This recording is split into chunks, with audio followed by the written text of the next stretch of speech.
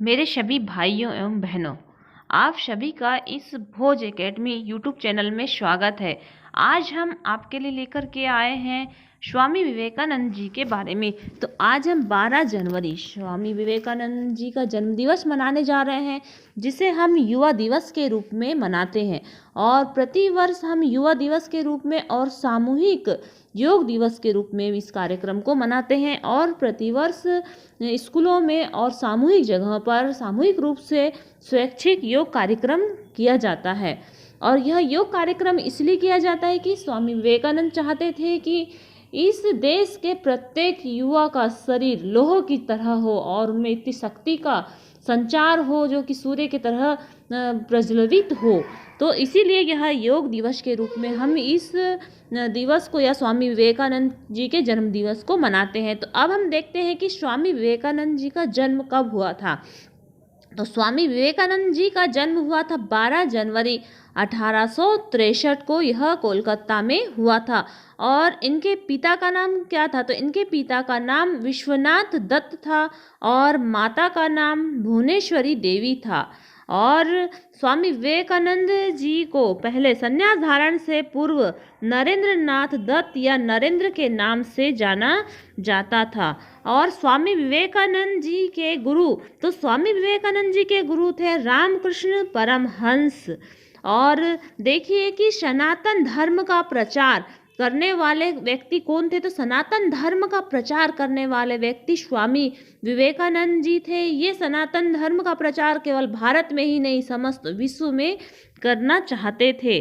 स्वामी विवेकानंद जी से कुछ जुड़ी अलौकिक बातें। तो स्वामी विवेकानंद जी विश्व धर्म सम्मेलन में अमेरिका के लिए जाने वाले थे। और उसी समय अमेरिका जाने से पूर्व उन्होंने चाहा कि उनकी गुरु माँ मतलब रामकृष्ण परमहंस की पत्नी शारदा देवी से आशीर्वाद लेना चाहा। और वे शारदा देवी के पास आशीर्वाद लेने चले गए। तो जब आशीर्वाद लेने पहुँचे तो शारदा देवी ने कहा कि मैं आशीर्वाद आज नहीं कल दूंगी तुम्हें। तो वे इस प्रकार से स्वामी विवेकानंद उस दिन वापस चले गए और फिर दूसरे दिन पुनः शारदा देवी से आशीर्वाद लेने के लिए उनके घर पहुंचे। तो शारदा देवी रसोई में भोजन बनाने का कार्य कर रही थी। शारदा देवी से स्वामी विवेकानंद जी ने कहा कि वे आशीर्वाद के लिए आए हैं, उन्हें आशीर्वाद दीजिए। तो माँ ने कहा, शारदा देवी ने कहा, रुको पहले मुझे सब्जियां काटने दो। तो यह सब्जी काटने के लिए पहले मुझे चाकू दो। विवेकानंद जी ने चाकू उठाया और माँ को दे दिया। उसी समय शारदा देवी ने कहा कि मेरा आशीर्वाद तुम्हारे साथ है, मेरा संपूर्ण रूप से आशीर्वाद तुम्हारे साथ है, अब तुम जा सकते हो।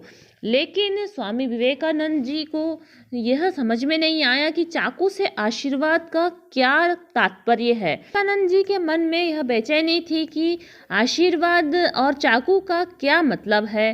तो तब फिर उन्हें रहा नहीं गया और उन्होंने पूछ ही लिया कि आशीर्वाद और चाकू में क्या मतलब है। तो माँ ने बताया कि जब भी कोई चाकू पकड़वाता है तो धार वाला जो सिरा है वह पकड़वाने वाले को देता है, परंतु तुमने ऐसा नहीं किया, मतलब तुम विश्व धर्म सम्मेलन में जाने लायक हो, इसीलिए मैंने अपना सारा आशीर्वाद तुम्हें दे दिया। तो जो विवेकानंद जी है, विवेकानंद जी का एक महत्वपूर्ण तथ्य था, उठो जागो और तब तक मत रुको जब तक लक्ष्य की प्राप्ति ना हो। तो ये उनका महत्वपूर्ण तथ्य था कि हमें जब तक नहीं रुकना है जब तक हमें की लक्ष्य की प्राप्ति न हो जाए। उसी प्रकार से स्वामी विवेकानंद जी का एक दूसरा कृत्य है कि संस्कृति वस्त्रों में नहीं उनके चरित्र में होती है। तो देखिए कि स्वामी विवेकानंद जी का यह तात्पर्य क्या था। तो एक बार स्वामी विवेकानंद जी विदेश यात्रा में गए हुए थे। तो जब वहाँ पहुँचे तो वहाँ के विदेशियों ने उनसे पूछा कि आपका सामान कहाँ है। तो स्वामी विवेकानंद जी ने बोला कि बस मैं जितना हूँ इतना ही हूँ, मेरा कोई सामान नहीं है। तो फिर और ठिठोले करते हुए किसी ने उनसे बोल दिया कि ये क्या पहन रखे हो, ना सूट ना बूट, आपने तो एक चादर सी ओढ़ रखी है। तो स्वामी विवेकानंद जी ने कहा कि संस्कृति वस्त्रों से नहीं चरित्र से होती है और हमारे यहाँ वस्त्र नहीं देखे जाते, उसका चरित्र देखा जाता है।